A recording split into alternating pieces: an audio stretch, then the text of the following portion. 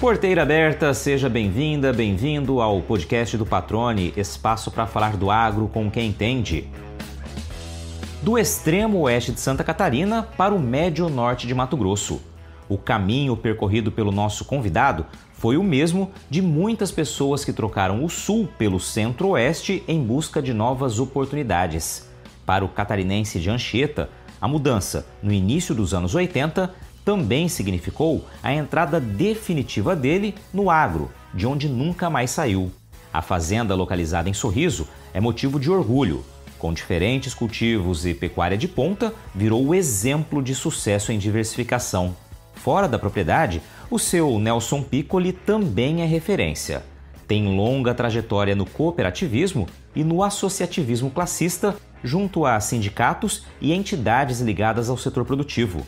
É o atual presidente da Organização das Cooperativas Brasileiras em Mato Grosso e, nesta semana, foi eleito para também conduzir o Fórum Agro-MT, que é formado pela Aclimate, Acrismate, AMPA, Aprosmate, Famato e pela própria OCB Mato Grosso. No bate-papo, Piccoli fala sobre as perspectivas e os desafios do cooperativismo e do agro para os próximos anos. Reforça a importância do avanço da industrialização do Estado, destacando que, além de agregar valor à matéria-prima que sai dos nossos campos, esta verticalização gera renda, empregos, mudanças de vida e transforma regiões.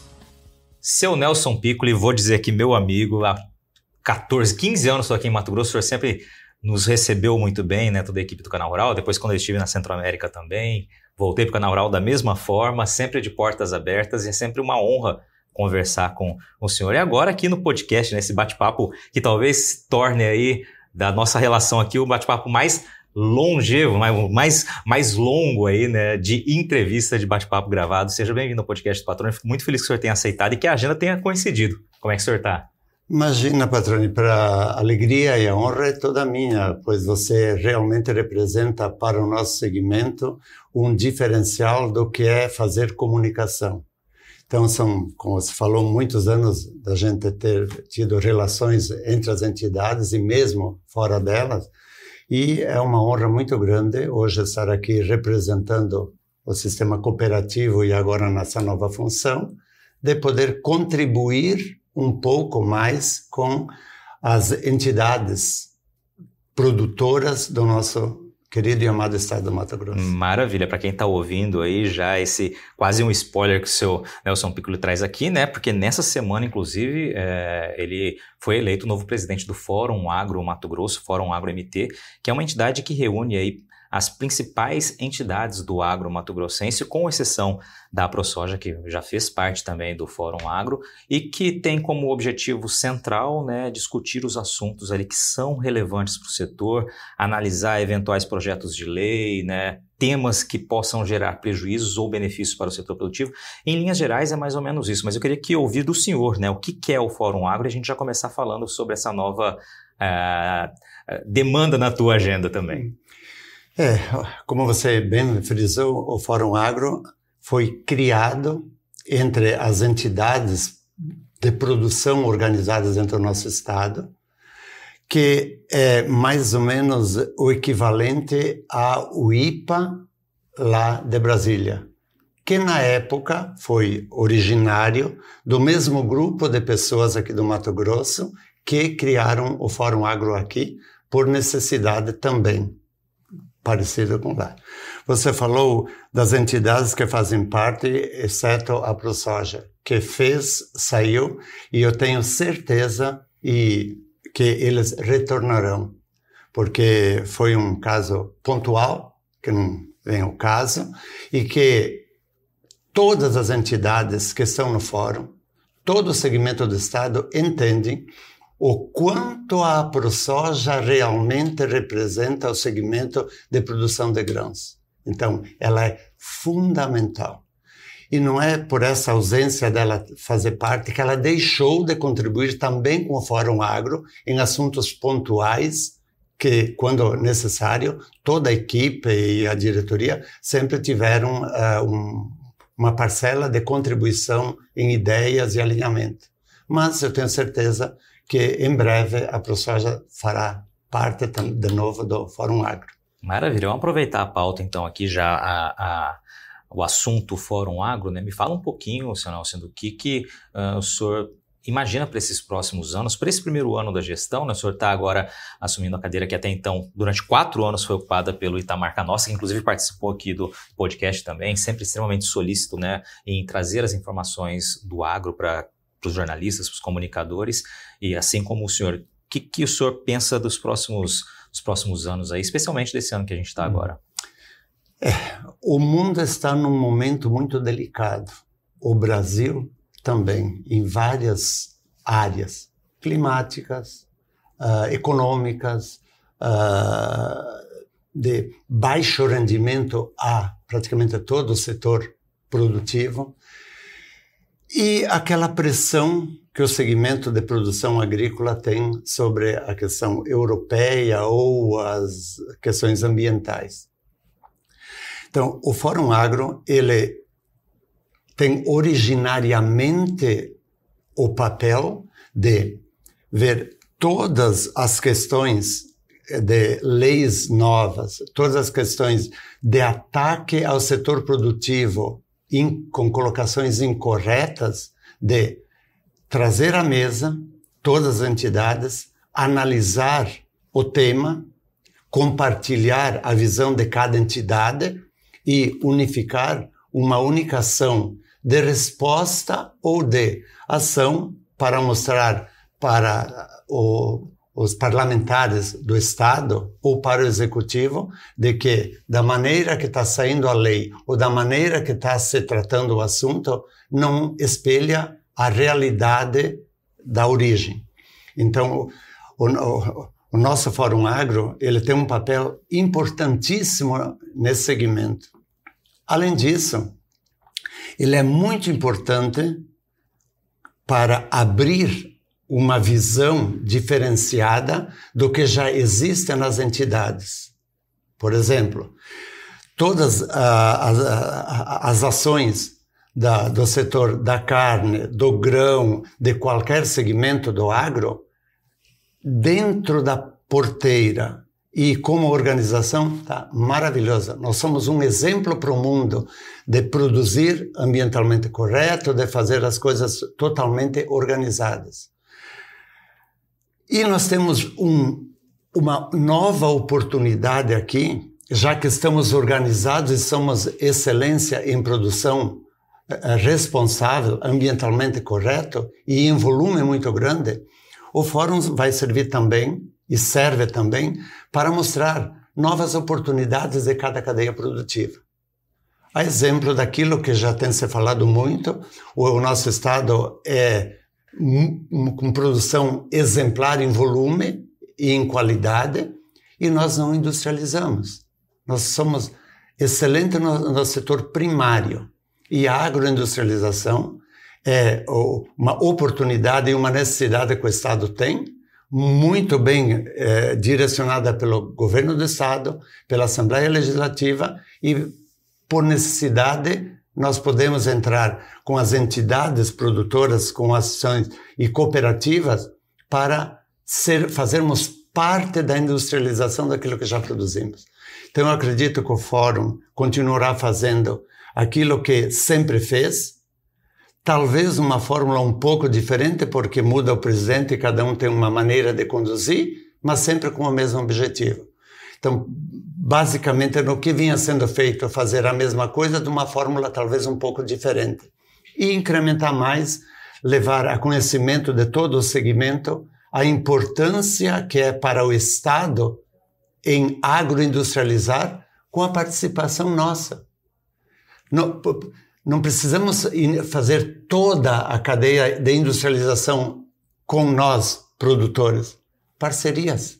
Até com outras cooperativas do Paraná, por exemplo, que já estão entrando dentro do nosso estado e têm uma capacidade enorme, porque já estão adiantados.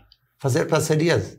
E parcerias com indústrias de esmagamento ou de qualquer outro segmento.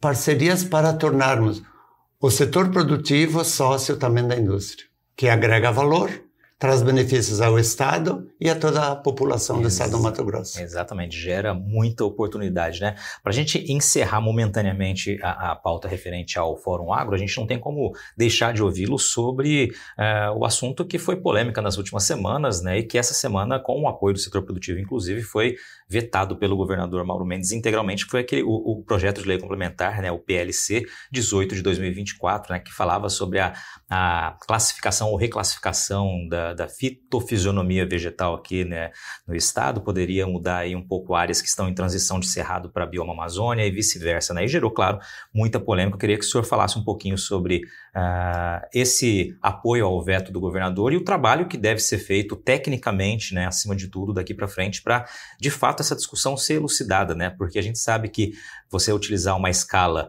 de 1 para 1 milhão e poder utilizá-la de 1 para 250 mil pontos, ou seja, você dará uma precisão muito maior, especialmente nessas áreas onde produtores têm áreas muitas vezes que estão na transição de cerrado para a Amazônia e acabam tendo que manter a reserva legal equivalente ao obrigatório na área de Amazônia, que são 80%, ou vice-versa, né? Então, tem toda uma análise em torno disso. Eu queria que o senhor falasse um pouquinho sobre esse tema. Talvez o tema ambientalmente correto seja o mais delicado para se tratar, não necessariamente do Mato Grosso ou do Brasil, mas do mundo todo. Então, sempre qualquer assunto que se levanta sobre a questão de ocupação do solo, ambientalmente, tem divergência. A PL ali, ela foi importante ela ter tido início, mas tanto o setor produtivo como o executivo viu que poderia gerar um problema mais delicado do que já está acontecendo. E ontem o setor produtivo, com o governador e com parte dos parlamentares, foi um dia, eu acho, maravilhoso, extremamente importante o que aconteceu ontem. Houve uma concordância de que o melhor para o resultado final que todos anseiam e temos que chegar é retirá-la, torná-la sem ação e, num período curto de tempo, o menor possível, que se faça um trabalho entre todos os envolvidos, com mais clareza, trazendo para dentro técnicos, a Embrapa, a SEMA, o Executivo, o Legislativo e o setor produtivo, para que se chegue a um alinhamento de uma fórmula sustentável. Porque todos os envolvidos, eu visualizo que todos eles têm um interesse em comum, que seja para o bem da sociedade mato-grossense e para o bem de quem trabalha nas questões de sua atividade, utilizando o solo e o meio ambiente. Eu acredito, então, que foi um resultado altamente importante, um alinhamento maravilhoso e que faremos, sim, num curto espaço de tempo, trazer à mesa, discutir e criar uma regulamentação, uma lei para que seja possível de ser executada com o alinhamento de todas as entidades envolvidas. Maravilha. E aqui, como testemunha, eu que acompanhei várias e várias reuniões do Fórum Agro Mato Grosso, junto com parlamentares da FPA, né, Frente Parlamentar da Agropecuária, no ano passado, basicamente todas as que foram, né, possível a gente acessar, sempre que se discutia esse tema, foi visto, né, um cuidado muito grande do setor produtivo, das entidades que participam do fórum, dos próprios parlamentares, para que esse desenho do projeto fosse feito de maneira muito técnica, né, respeitando opiniões científicas, né. Eu acho que é por esse motivo, inclusive, que vocês tendem a discutir e buscar êxito daqui para frente. Patrone, eu só vou complementar algo que eu acho que é extremamente importante, que a sociedade mato-grossense tenha conhecimento de que muita coisa maravilhosa está acontecendo dentro do nosso estado em decorrência do alto nível de responsabilidade e empenho de todas as pessoas que estão envolvidas em todas as cadeias do Estado. O Executivo está ali um exemplo, dando um show de boas ações nas rodovias, na educação, na saúde. O setor produtivo contribuindo com o FETAB e esses recolhimentos para o governo poder fazer isso, que traz benefícios para toda a sociedade.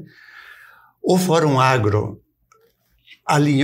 criou a Frente Parlamentar exatamente igual à Frente Parlamentar Federal, que foi a base, e hoje, eu não tenho bem certeza, mas se eu não me engano, 18 deputados estaduais estão comprometidos com o Estado do Mato Grosso de agirem mais perto da verdade e criarem leis que tragam benefício não para grupos, mas sim para a sociedade. Então, o Estado está num momento maravilhoso. 2025 é um ano especial para um grande parceiro aqui do podcast, a Agrosol Sementes, que celebra com alegria 25 safras de história, dedicação e crescimento junto ao agronegócio brasileiro. Oferecer as melhores soluções em sementes, sempre com foco em qualidade, credibilidade e inovação, é um compromisso da Agrosol. O time da Agrosol está próximo aos produtores rurais, entendendo as necessidades do campo e construindo parcerias duradouras em busca dos melhores resultados e contribuindo para a sustentabilidade da agricultura. Colaboradores e parceiros da Agrosol estão empenhados em trazer ao mercado as cultivares mais produtivas, sementes prontas com tratamentos industriais que geram comodidade e segurança ao produtor. É um cuidado e um comprometimento que se traduzem em resultados satisfatórios para o campo e em confiança dos clientes. Agrosol, 25 safras com as melhores sementes para o sucesso de quem produz. Bom, o pessoal que está acostumado a ouvir o podcast viu que a gente começou um pouco diferente do tradicional, né? A gente foi pela história mais factual dessa semana, que é justamente a eleição do seu Nelson Piccoli para a presidência do Fórum Agro MT, como a gente bem explicou, mas agora vamos conhecer o seu Nelson Piccoli, né? O senhor falou momentaneamente ali, né, de cooperativas que estão vindo de fora do estado para cá, o senhor também veio de fora do estado para cá. Me conta a origem, a tua história, como começa a trajetória do seu Nelson Piccoli. Pelo meu histórico dentro das atividades do estado do Mato Grosso, pouca gente não me conhece. Não, mas a minha origem é oeste de Santa Catarina. Meu pai era... De onde lá? De onde? De Anchieta, que é a região bem no oeste do estado.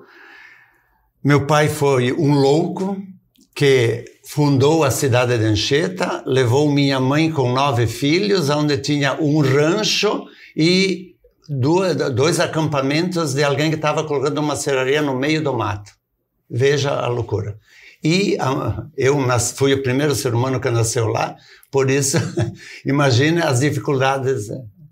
Mas como a vida ela proporciona coisas maravilhosas, e não importando da onde nasceu e da origem.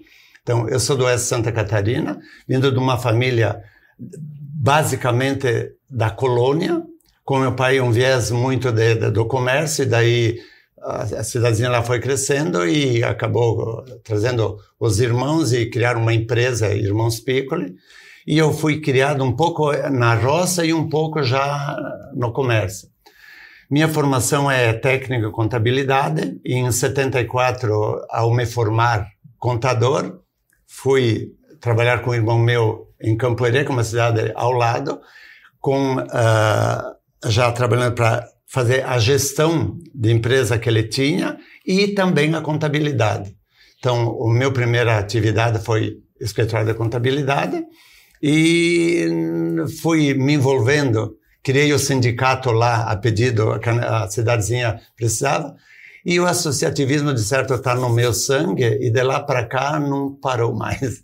Então, quando eu vim para o estado do Mato Grosso, eu praticamente vim com um propósito totalmente diferente em fazer um patrimônio, aproveitar a oportunidade que o Mato Grosso abriu as portas para todo esse povo que veio de lá, e vim com o meu irmão, que já tinha vindo na frente, acabou dando certo. Quando o Sorriso descobriu que eu tinha essa aptidão, me conduziram para o Sindicato de Sorriso, que daí foi bem no momento em que estavam criando a ProSoja e já me envolvi e acabei parando aqui onde estou. Muito bom. Essa foi uma boa resumida aí, mas vamos lá. Deixa eu pegar alguns detalhes aqui, seu Nelson. Essa vinda para Mato Grosso, que ano que foi que o senhor veio para cá? Em 74 eu vim de Anchieta para Campoerê.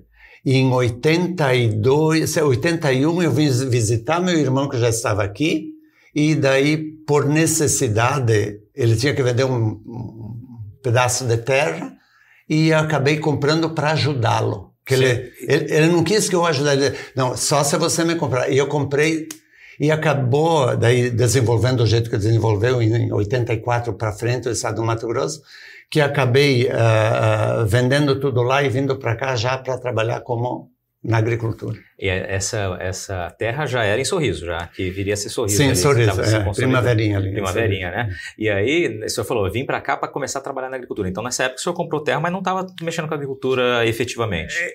Em parte, sim, porque no decorrer dos anos lá, eu, com a história de contabilidade, o meu irmão tinha uma indústria de erva mate que vendeu para um senhor lá e eu tocava a indústria de erva mate.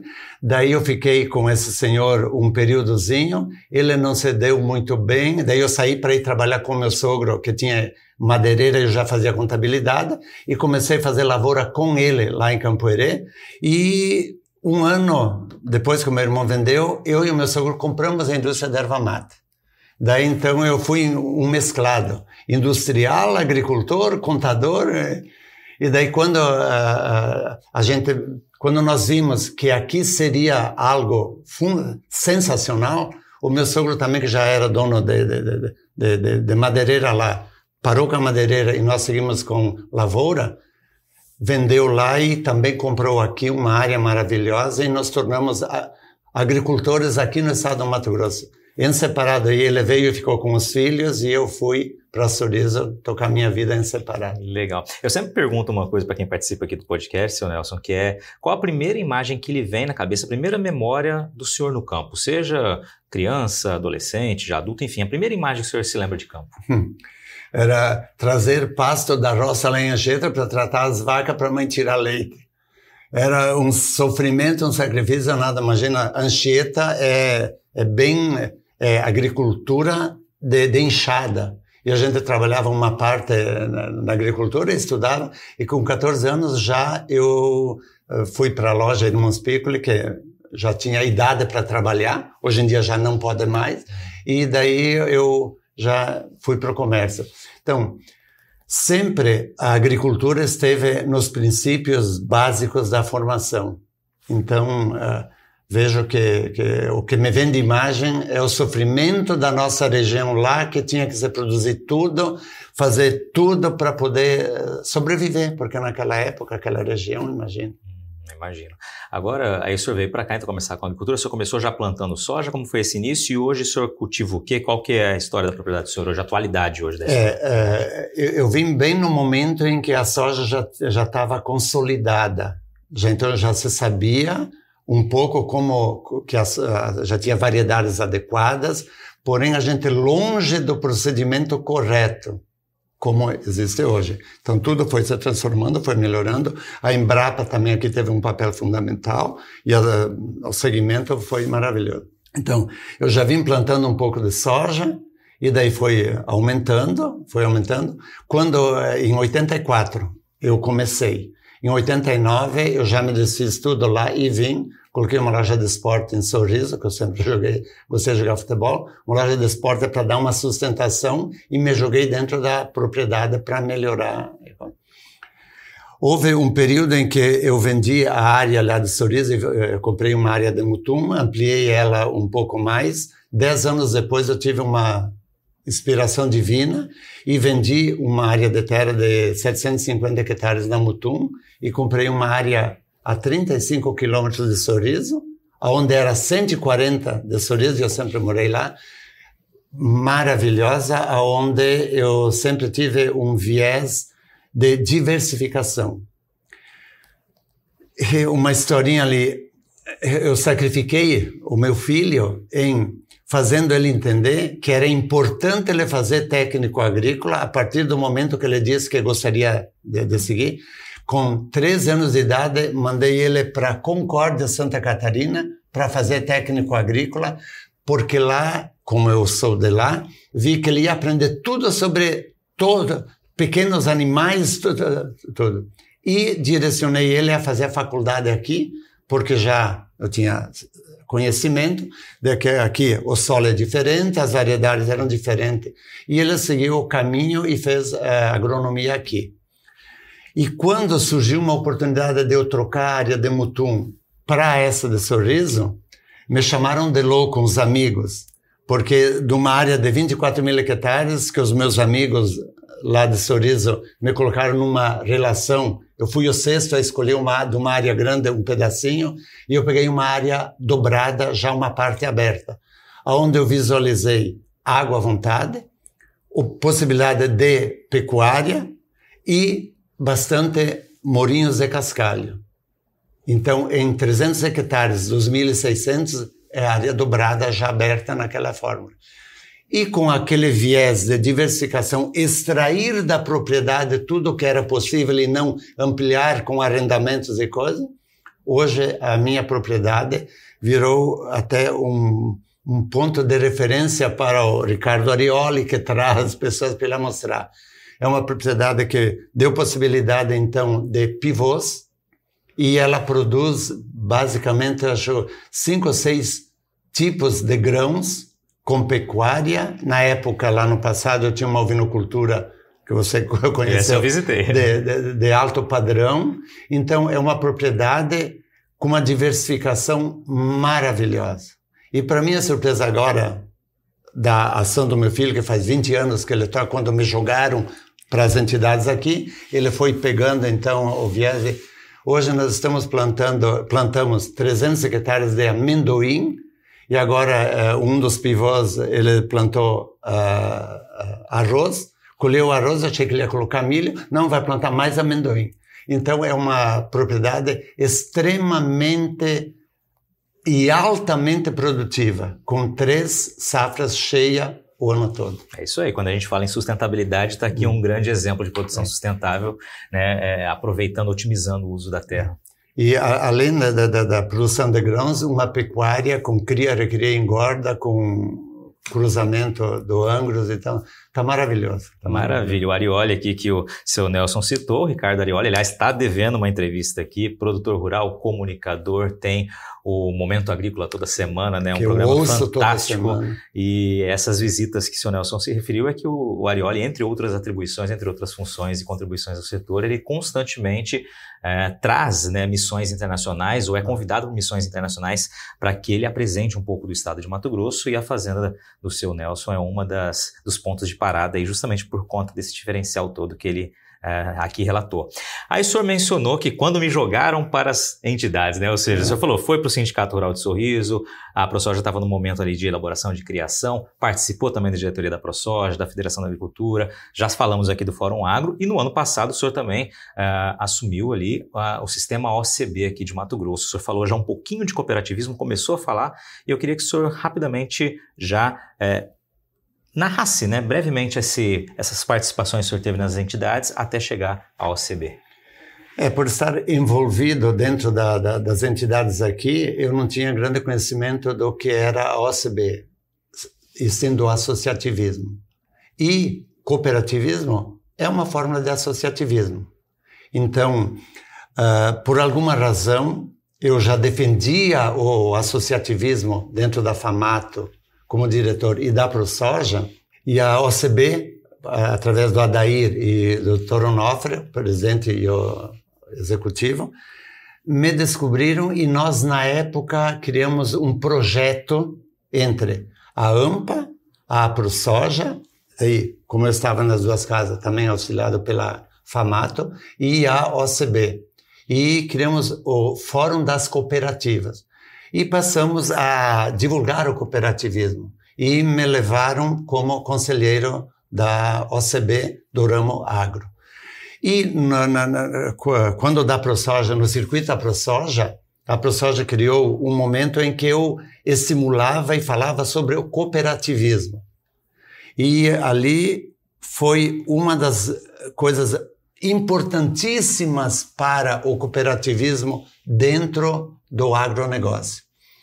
Nesse mesmo período, eu tive a felicidade de ser convidado por um grupo de amigos lá de Sorriso, onde tinha uma associação e transformaram numa cooperativa. Me convidaram para ser sócio, que é a Coacem, que se transformou em algo assim fora da normalidade. E depois nós, num momento difícil, em 2004, 2005, eu no meu grupo de amigos de futebol, acabamos criando uma nova cooperativa com o objetivo de armazém, por todas as dificuldades que todos conhecem. Também se tornou uma cooperativa de excelência. E fomos dando oportunidade a esses grupos que eu já estava trabalhando aqui, abrir as portas dessas duas cooperativas para mostrar os caminhos corretos de como fazer uma cooperativa de sucesso. E hoje temos um leque enorme de cooperativas do agro nesse modelo e cada vez criando mais. E é um dos objetivos meus de estar no cooperativismo e também aqui no estado do Mato Grosso, que todos os segmentos entendam o que é cooperativa, a importância que o cooperativismo traz para quem dela quiser fazer parte, tanto econômico como socialmente falando. Que deu um diferencial na minha vida e de todos os meus amigos que estão enormemente. E não só econômico. Os filhos dos associados às cooperativas têm um diferencial muito grande de estarem dentro da atividade dos pais do que os filhos dos filhos de agricultores que não estão em cooperativa. Isso não tem preço. Isso não tem preço. A hora que todo o segmento entender a essência do associativismo dentro do cooperativismo, é um diferencial. Por que a Europa é assim? Por que o Paraná é assim? Por que o Rio Grande do Sul, grande parte, Santa Catarina? Será que nós não podemos copiar deles? Você está ouvindo o podcast do Patrone. Agroinformação com quem entende. Seu Nelson, o senhor falando aqui, me lembrei de umas histórias, quando eu vim para cá, né, em 2007, 2008 eu estava vindo para cá, 2010 eu mudei aqui para o Mato Grosso, e eu me recordo de ouvir, vez ou outra, em conversas entre produtores, que o cooperativismo não era um modelo para Mato Grosso, cooperativismo agro, né? Isso naquela época, e falando, não, funciona muito bem no Paraná, que é um dos grandes exemplos, mas aqui não se aplica. E hoje a gente vê uma realidade completamente diferente, né? Foi um amadurecimento, foi uma compreensão maior do que é o modelo cooperativista, foi a necessidade, o que levou a gente vivenciar essa transformação, inclusive da maneira de pensar, aqui para Mato Grosso, e qual o cenário hoje do cooperativismo aqui no estado? Eu vou ter que te dar uma resposta um tanto quanto delicada. Por quê?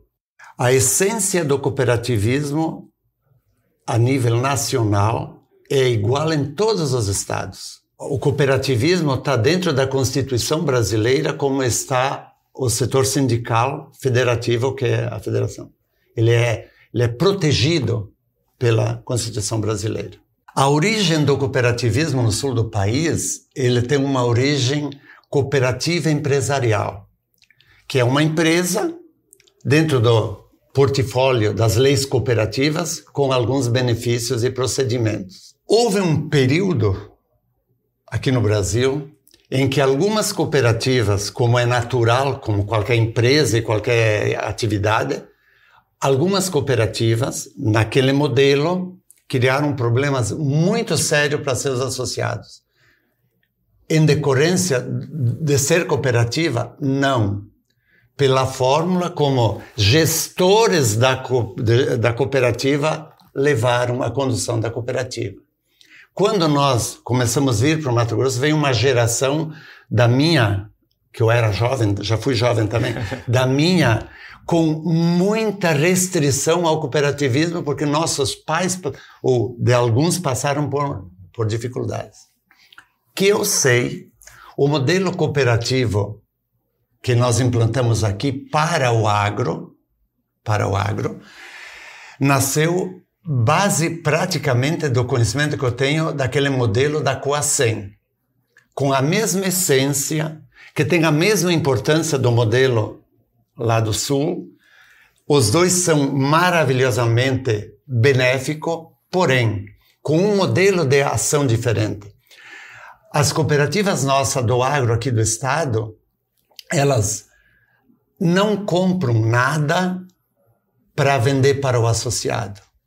Elas não compram nada do associado para vender para as trades. Elas organizam a situação dos seus associados, criando no volume de compra para todos no mesmo preço. Porém, cada associado, ele tem o limite do seu crédito garantido por ele próprio, com seu patrimônio ou com o seu grau de credibilidade.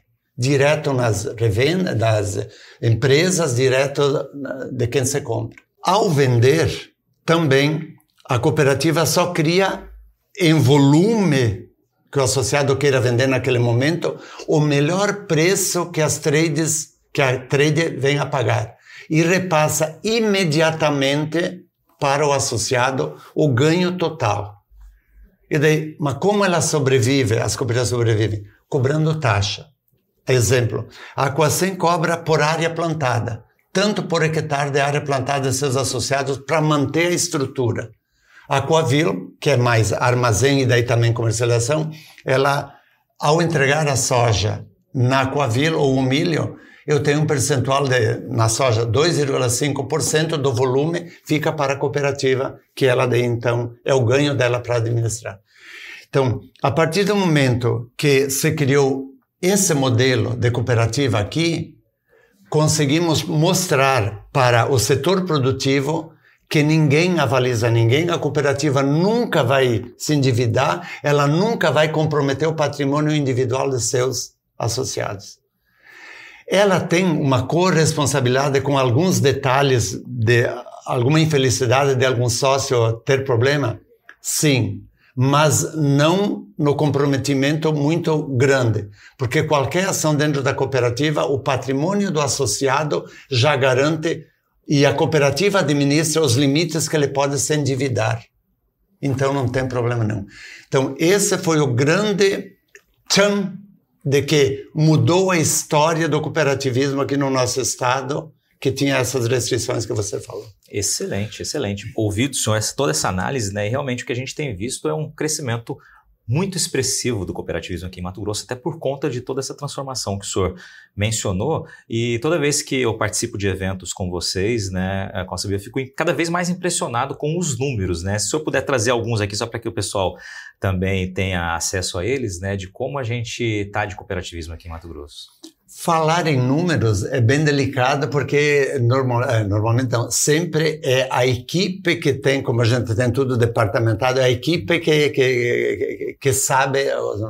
Mas que eu lembro assim, nós temos um volume muito grande, se não me falo, é mais de 2 milhões de habitantes em atividade aqui no nosso estado, que de uma forma ou de outra estão dentro de cooperativas, seja de educação, seja de saúde, seja de crédito, seja de agro, seja do leite. Então, uma grande parte da população do estado do Mato Grosso em atividade estão dentro de cooperativas. E você tem conhecimento, mas numa hora oportuna a gente pode divulgar, 48% da produção agrícola do estado do Mato Grosso passa por cooperativas. Então, veja o quanto o cooperativismo do agro já representa no volume que somos os maiores produtores de algodão, de gado, de soja, de milho. Então, e deveremos transformar o crescimento industrial do estado do Mato Grosso também dentro de cooperativas, ou com participação de cooperativas. Muito bom. E aí, para não deixar o pessoal muito curioso, seu Nelson, eu vou chamar aqui para o convite para que o pessoal ouça o episódio 177, que foi com a Tainá Hesman, falando justamente o episódio Cooperativismo de Resultado, o trabalho de inteligência como ferramenta para fortalecer ainda mais as cooperativas de Mato Grosso. Ali, naquele bate-papo, tem vários números aí, então fica o convite. Foi a deixa exata para que a gente fizesse esse convite para quem está nos ouvindo, episódio 177. Me permita a oportunidade de dar um pequeno recado, um humilde recado para toda a sociedade mato-grossense. De qualquer segmento, da educação, transporte, qualquer segmento, que um grupo de pessoas se reúnam e tenham a vontade de fazer uma cooperativa, procurem a OCB. A OCB tem uma estrutura total para dar toda a orientação do que é o cooperativismo, como criar a cooperativa, o direcionamento correto jurídico, contábil, para a formação total da cooperativa. E com um valor insignificante, 0 de custo para esse grupo que queira fazer cooperativa. Então, a OCB dá a todas as pessoas que queiram fazer uma cooperativa toda a orientação inicial e depois de acompanhamento da cooperativa para sempre, gratuitamente, sem custo nenhum. Excelente, excelente. Seu Nelson, a gente tem que caminhar para o fim aqui, até pelo adiantar e pelos compromissos que o senhor tem na sequência, mas vamos lá, vou pedir que o senhor fale em tópicos, tá? Para você citar, então, quais são os principais tópicos aí, né, de perspectivas e desafios, começando por perspectivas. É que a sociedade num todo se convença de que juntar pessoas para atingir objetivos coletivos, seja ele econômico ou social, é altamente benéfico para a sua atividade. O individualismo não faz bem para ninguém. E o associativismo, sim, dentro de uma linha de equilíbrio, só traz grandes benefícios. O desafio principal é convencer todo o segmento da economia do nosso estado em fazer cooperativas, em estar no associativismo, seja ele associação ou cooperativa. No nosso caso, é mais benéfico cooperativa porque tem, além do equilíbrio e controle pela Constituição, tem os benefícios fiscais que ajudam muito o lado econômico. Maravilha. Seu Nelson, vamos lá. Tem 3 perguntinhas aqui que são vapt-vupt aqui, são as tradicionais do podcast, tá? Primeiro, uma pergunta que o senhor gostaria de responder um dia que ninguém te fez. Por que você é tão feliz assim? E aí, qual é a resposta?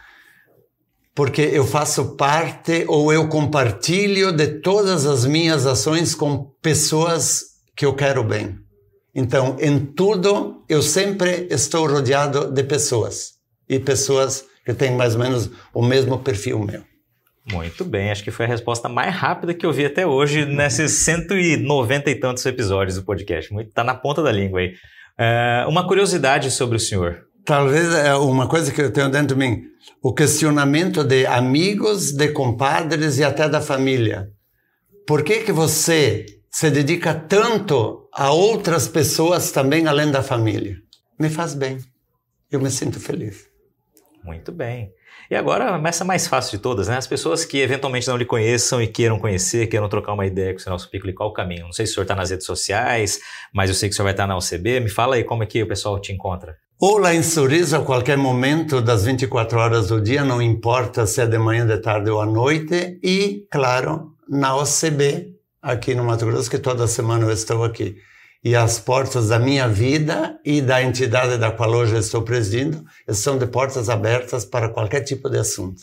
Maravilha, seu Nelson. Quero te agradecer muito, muito, muito por esse momento, por esse bate-papo. Aliás, num dia tão especial como hoje, né? Afinal de contas, hoje saiu a confirmação, né, do nome do senhor ao desafio que a gente mencionou inicialmente, né, de conduzir junto às demais entidades o Fórum Agro Mato Grosso. Na OCB, a gente está acompanhando todo esse início de jornada do senhor e certamente vai ser de muito sucesso em todas as áreas que o senhor atuar, em todas as entidades que o senhor representar e poder contribuir, justamente pela característica que o senhor tem aqui. Ficou muito claro para quem está ouvindo e eventualmente não lhe conhecesse, né? Que é de fato parece que encarar como uma missão ajudar coletivamente a que todos cresçam. Então, te agradeço mais uma vez por ter sempre aberto as portas para mim e para todos que trabalham junto comigo em todas as circunstâncias e por estar dividindo tempo, conhecimento, né, história aqui com a gente. Obrigado mais uma vez. Em nome meu particular e da Organização das Cooperativas Brasileiras aqui no estado do Mato Grosso, a honra foi toda nossa. E aí, gostou do bate-papo? Então dá aquela força e compartilha essa entrevista com os seus contatos. E olha, aproveita para mandar aquele feedback dizendo o que você está achando do podcast do Patrone. Pode criticar, elogiar, sugerir temas e pessoas para dividir boas histórias aqui nos próximos episódios. É só enviar uma mensagem lá no Instagram para @LuizPatrone que a gente troca uma ideia, viu? Então, gente, sucesso da porteira para dentro, força e fé da porteira para fora e vamos que vamos. Você ouviu o podcast do Patrone, agroinformação com quem entende.